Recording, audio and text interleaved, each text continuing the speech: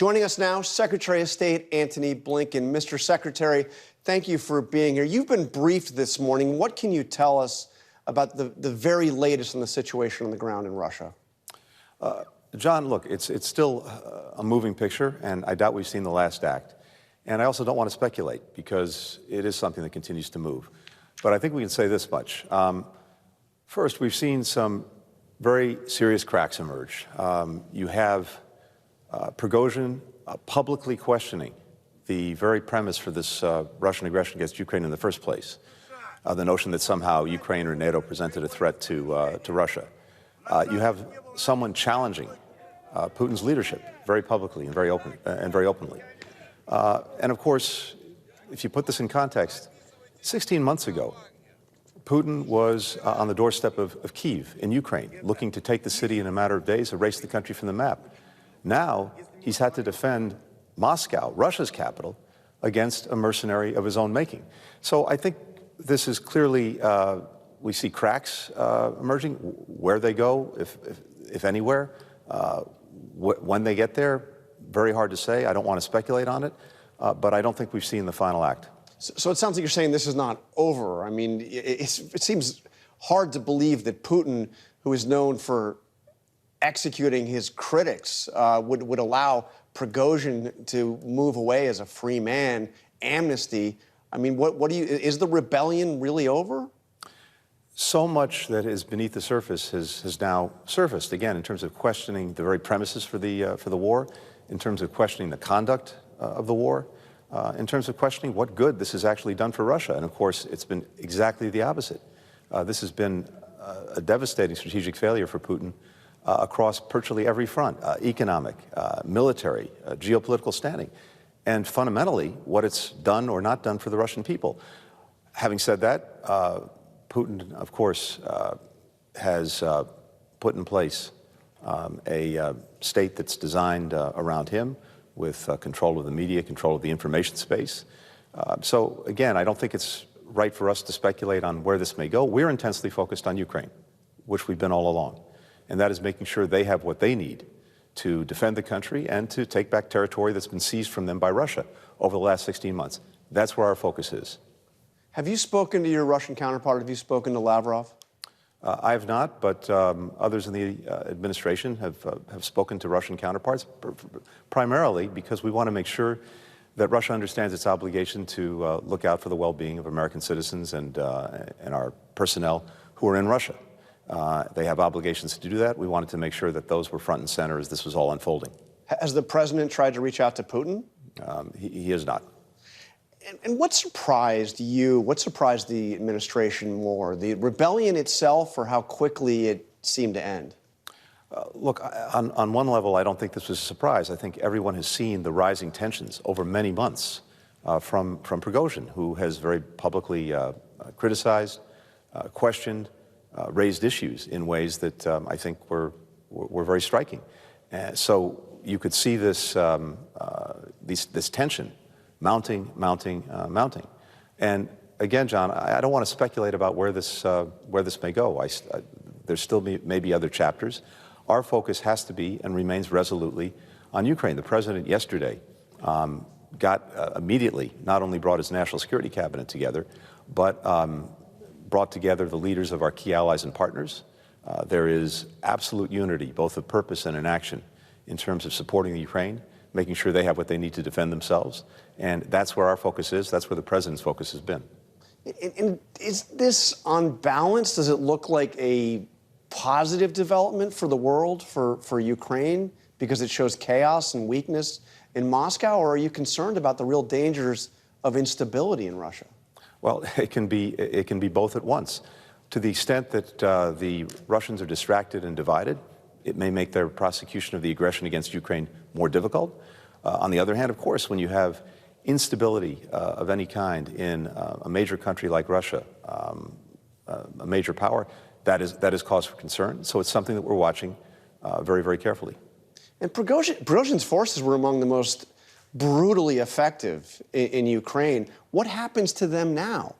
I mean, are they moving out with him? Are they being kind of taken in by the Russian military? What happens? The short answer is we don't know, which is why, again, speculating on what comes next is probably not the smartest thing to do. There are lots of unanswered questions, including the questions of what happens to Prigozhin's forces. Do they remain in Ukraine? I mean, we saw the extraordinary image of these forces coming out of Ukraine and going into Russia just yesterday. So we simply don't know. But again, that doesn't change our focus, and our focus remains on Ukraine and making sure that it can defend itself effectively against this ongoing Russian aggression. That's where the focus is. And will Ukraine be able to take advantage of that instability, of that uncertainty? I mean, this is the offensive the counteroffensive is underway, and it's been going slowly according to well, Zelensky. these are early days for the counteroffensive. Yeah. And there's been a lot of focus on making sure that the Ukrainians have what they need to be as successful as possible on the ground. And we'll see how that unfolds over the coming weeks and even coming months. But again, to the extent this presents a distraction, a loss of focus for the Russians, that may help the Ukrainians on the battlefield. We have to remain, and we are. And this is not just the United States. This is dozens of countries around the world who've been supporting Ukraine. The president brought together again just yesterday. Make sure that we maintain the unity that we've had that's been extremely successful in supporting the Ukrainians. Do you have any sense of what Prigozhin was offered to turn around? I mean, he was, by some accounts, about 125 miles from Moscow. What did he get in return for this besides amnesty? I don't know, and I'm not sure we'll fully know, or it may be something that unfolds in the coming days and weeks. We simply don't have a clear picture of that. And this really is fundamentally an internal matter for the Russians. We're seeing it unfold. Again, we saw the rising tensions over several months that led to this. But exactly where this goes, we don't know. But what we do know is that we've seen real cracks emerge. Again, a direct challenge to Putin's authority, surfacing very publicly. The notion that this war, this aggression by Russia, was being pursued under false pretenses. The notion that Ukraine or NATO somehow presented a threat to Russia that it had to deal with militarily.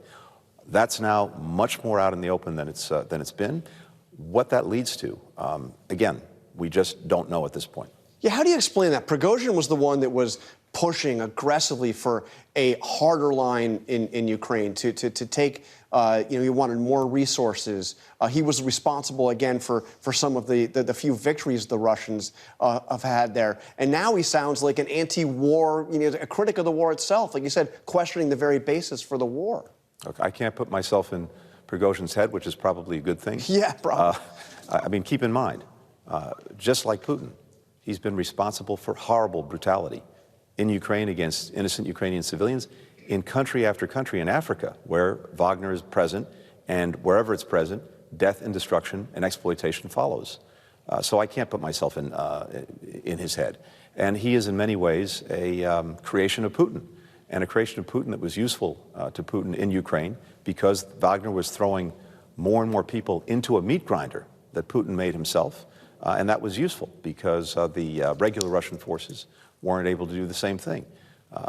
So again, what has actually caused this apparent split and where it goes from here, we can't speculate. Our focus is and will remain on Ukraine itself and making sure we're helping the Ukrainians. And finally, Mr. Secretary, what does it say about Putin's hold on power? He seemed to have an iron grip over Russia just a week ago. What do you think now? It raises lots of questions that we don't have answers to. As I said before, I think you see cracks of different kinds that have emerged. These are, in a sense, different in that it's internal.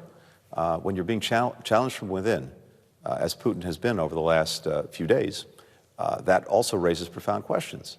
But we've seen, I think, lots of different cracks that have emerged in the conduct of this aggression, because everything Putin has tried to accomplish, the opposite has happened. Russia is weaker economically. It's weaker militarily. Its standing in the world has plummeted. It's managed to strengthen and unite NATO. It's managed to alienate and unite Ukrainians. It's managed to get Europe off of dependence on Russian energy. In piece after piece, issue after issue, what Putin has tried to prevent, he's managed to precipitate. and Russia's standing is vastly diminished as a result. Now, add to that internal dissension. Again, we can't speculate on where this goes. We have to remain, and we are focused on Ukraine, but it certainly raises new questions that he's going to have to address. Secretary Blinken, thank you very much for your time this morning. Thanks, John.